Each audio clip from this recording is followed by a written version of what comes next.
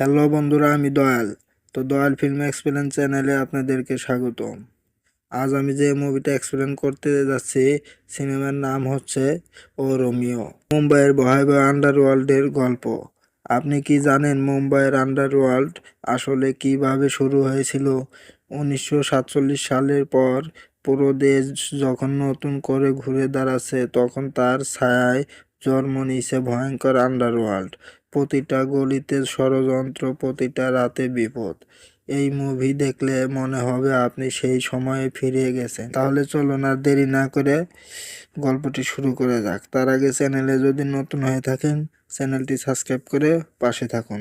গল্পে শুরু হয় এক ভয়ঙ্কর সুপারি কিলার উস্তরাকে দিয়ে। সে বসে গিটার বাজাচ্ছিল, তখন তার সঙ্গী ছোটু ফোন নিয়ে আসে। ফোন করছে আইভি অফিসার খান। খান তাকে জরুরি দেখা করতে বলে। উস্তরা যেতে চায় না, কিন্তু দাদি মনে করিয়ে দেয় এক সময় পর্তুগালে খান তার জীবন বাঁচিয়েছিল। বাধ্য হয়ে উস্তরা খানের কাছে যায়। খান তাকে সুপারি দেয়, জালালের ডান হাত কাটতে। দুগ্গলকে মারতে হবে। যশোর দুগ্গলকে মারতে হবে। জালাল উস্তারার পুরনো শত্রু। উস্তারা সুযোগ হাতছাড়া করে না। সিনেমা হলে ঢুকে যশের সব লোকজনের মেরে ফেলে। শেষ খান নিজেই যশকে গুলি করে মেরে ফেলে এবং উস্তারাকে মনে করিয়ে দেয়, তোর জীবন আমি বাঁচিয়েছি, তাই যা বলবো তাই করতে হবে। এরপর উস্তারার জীবনে আসে এক মেয়ের আফসানা। সে 4 জনকে সুপারি দেয়। জালাল, সরকারি উকিল অঞ্জুম, আনসারি, শঙ্কর বসরের এবং ইন্সপেক্টর পাথরের। প্রথমে উস্তরা তাকে পাত্তা দেয় না, কিন্তু ধীরে ধীরে আফসার জেদ, সাহস আর কষ্ট তাকে নাড়া দিতে থাকে। গল্প ফ্ল্যাশব্যাকে যায়। আফসা ভালোবাসত মাহবুব কুরেশিকে। মাহবুব একজন হিসাব রক্ষক ছিল। আফসার বাবা মোহরের জন্য বড় অঙ্কের টাকা দাবি করেন। সেই টাকা জোগাড় করতে মাহবুব জালালের অবৈধ ড্রাগ ব্যবসা জড়িয়ে পড়ে। বিয়ে হয় না, কিন্তু সুখ বেশি দিন টেকে না। মাহবুব চাকরি ছাড়তে চাইলে জালাল তার লোকজন শঙ্কর আর ইন্সপেক্টর পাথরকে দিয়ে মাহবুবকে হত্যা করার প্ল্যান করে। কোর্টের সরাসরি উকিল আঞ্জুম মাহবুবকে অপরাধী প্রমাণ করে। পাথরের হিরো হয়ে যায়। আফসা সব হারায়। বর্তমানে ফিরে আসে। আফসা আত্মহত্যা না করে প্রতিশোধ নেওয়ার সিদ্ধান্ত নেয়। উস্তারা তাকে বোঝায় খুন করা সহজ নয়, কিন্তু আফসা পিছিয়ে যায় না।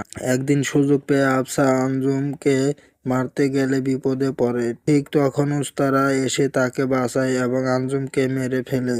এইভাবেই ধীরে ধীরে উস্তারা ও আফসার মধ্যে এক অদ্ভুত সম্পর্ক গড়ে ওঠে, ভালোবাসার যন্ত্রণা আর প্রতিশোধের মিশ্রণে। উস্তারা বাইরে থেকে নিষ্ঠুর হলেও ভিতরে ভাঙ্গা মানুষ। ছোটবেলায় তার বাবাকে খুন করা হয়েছিল। সেই ঘটনার প্রতিশোধ নিতেই সে উস্তারা নাম পায়। আফসা গান গায়। তার বাবা ছিলেন ঘরানার সঙ্গীত শিল্পী। উস্তারা তার প্রেমে পড়ে, কিন্তু আফসা মনে করে সে উস্তারার জীবনে বোঝা। আফসা নিজের পরিচয় গোপন করে ইন্সপেক্টর পাথরকে বিয়ে করে শুধু প্রতিশোধের জন্য। গণেশ চতুর্থীর ভিড়ের মধ্যে সে শঙ্করকে হত্যা করে। খান ও আফসা মিলে উস্তারাকে ব্যবহার করছিল, এই সত্য সামনে আসে। ট্রেনের মধ্যে খান পাথরের ও উস্তারার ভয়ঙ্কর গুলির লড়াই হয়। উস্তারা গুলিবিদ্ধ হয়ে পানিতে পড়ে যায়। সবাই ভাবে সে মারা গেছে। জালাল একটি বড় ইভেন্ট আয়োজন করে। আফসা সেখানে জালালকে মারতে গেলে ধরা পড়ে। পাথরে বাধা দিলে আফসা তাকেই মেরে ফেলে। জালাল আফসাকে বন্দি করে রাখে। অন্যদিকে ওস্তারা বেঁচে যায়। কণ্ঠস্বর বদলে গেছে, কিন্তু ইচ্ছা শক্তি অটুট। সে জালালের বাড়িতে ঢুকে আফসাকে উদ্ধার করে। শেষ বুল ফাইটে মাঠে ওস্তারা ও জালালের মুখোমুখি লড়াই হয়। জালাল নিজের স্ত্রী রাবিয়াকে হত্যা করে, কারণ সে বিশ্বাসঘাতকতা করেছিল। রক্তক্ষয়ী লড়াইয়ের শেষ উস্তারা জালালকে পরাস্ত করে। শেষ আঘাতটি করে আফসা। তলোয়ার দিয়ে জালালের বুকে আঘাত করে। সে তার স্বামীর মৃত্যুর প্রতিশোধ নেয়।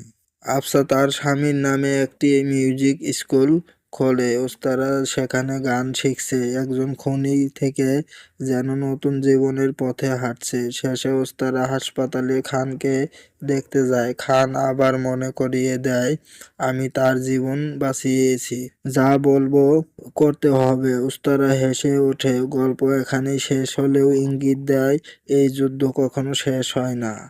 তো বন্ধুরা, এই ছিল রোমিও 2026 সালের পুরো গল্প।